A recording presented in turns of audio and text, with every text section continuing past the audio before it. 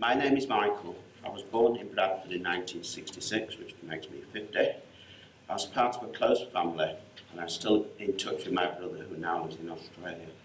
We didn't have a lot whilst growing up, but we were happy. I went to school in Leeds, which was very, very strict. I achieved well at school, got A's at A level, and got a place at the University of Warwick studying biological science. I would come home to work in Bradford during the summer. University wasn't a good time for me. I didn't connect with my peers and I didn't enjoy the student lifestyle. I did have a girlfriend that I met at university, and I always felt that I have to prove myself to her and her family, which led me to be a workaholic. And I will also say, this is because I couldn't really cope with this for 3 years. This is when I met the most evil substance on the planet, which is alcohol. In 1988, I started a 16-year career at Hallmark's greeting cards. I worked my way up from being a packer in the gift department to eventually being promoted to a logistics planning manager. As a workaholic, averaging 80 hours a week, I worked all over the country. To relieve my loneliness and avoid staring at hotel walls, I would drink in a bar with strangers. I was always away from home. The stress of my job was made worse by my underlying anxiety problems. In 2004, I had a serious nervous breakdown. I had no idea of time. I couldn't eat or sleep, and I couldn't go out. I was off work for 3 months and started my anti-anxiety medication. When I went back to work, I couldn't cope with the job. Tasks that were simple before became impossible to do. I resigned due to ill health, and I wasn't offered redundancy like many other staff members. I did have a large amount in savings, and I lived off them. My doctor couldn't deal with my issues, so I've referred to a private consultant. My anxiety was way out of control. I struggled with basic tasks like holding a cup, as I shook so badly and my agoraphobia meant it was impossible to see people I used public transport. I was admitted to Harrogate Clinic for 4 weeks. It cost me £6,000 a week, but I believed it saved my life.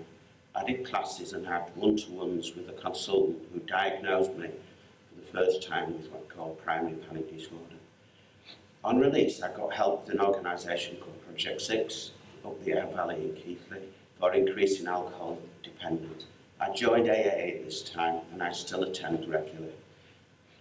From 2010 to 2014, I was admitted to hospital up to 20 times for detox from alcohol and my panic disorder. I was twice referred to a mental health unit for 6 weeks each time. I was allocated a CPN who filled my benefit claimants for me. I got what was then called incapacity benefit and low rate DLA for my mobility. To this day, mobility has been a major issue for me. I can't always buy food as I can't leave the house or even post a letter. Eventually, Project 6 referred me back to the dual diagnosis NHS. I was then allocated a proper CPN, a wonderful woman called Holly, who started to explore my problems with me. During these 10 years, I have not worked and still had to pay bills and my mortgage. I was finally referred to rehab here in Chester. I had a helpful psychiatric nurse, and I was at Turning Point for 6 months. On release from rehab, my house in Bradford was put up for sale. It was time to move out of Bradford. My friends were not around anymore, and the house was full of bad memories.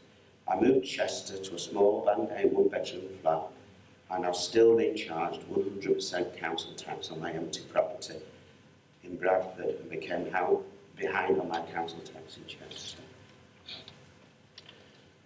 On advice from the council on my previous CPN, I applied for PIP.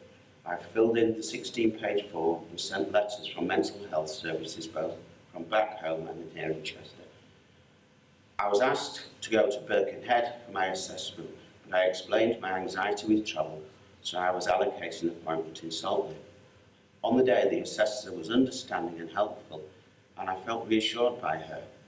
However, I was told sometime later, only after ringing up, that I had no points and denied PIP. One reason that didn't help me was that I actually got to the interview, which meant I could plan a route. This seemed odd to me as I got a taxi door to door. I didn't feel well enough to appeal, but maybe if I had some support, the CPN or carer, I would feel more confident. I was then receiving £104 a week ESA, My rent, because it's private rent, because I had a house to sell which had equity, was £500 a month, and I needed money to buy food and bills. All my savings had gone, and after the sale of my house, I gave my parents the £12,000 that I owed them. My parents, who are pushing 80, have had a huge pressure on their shoulders, and they have had to bail me out. I want to help them, not the other way around. Poverty has affected my mental health and my fight against alcohol. It just then, all my brain power and capacity has been spent trying to make sure I have enough money to live on. I'm afraid to open post, constantly on the phone, to councils and the Department of Work and Pensions, which was very depressing. I feel that I've always done the right thing, working hard, paying taxes, saving and being responsible and independent. I feel that I have always paid into the state and have received nothing back financially in support-wise. I now do volunteering work, making bread with people with learning difficulties at the Wesley Centre. I still can't always attend, but don't feel pressurised in this role.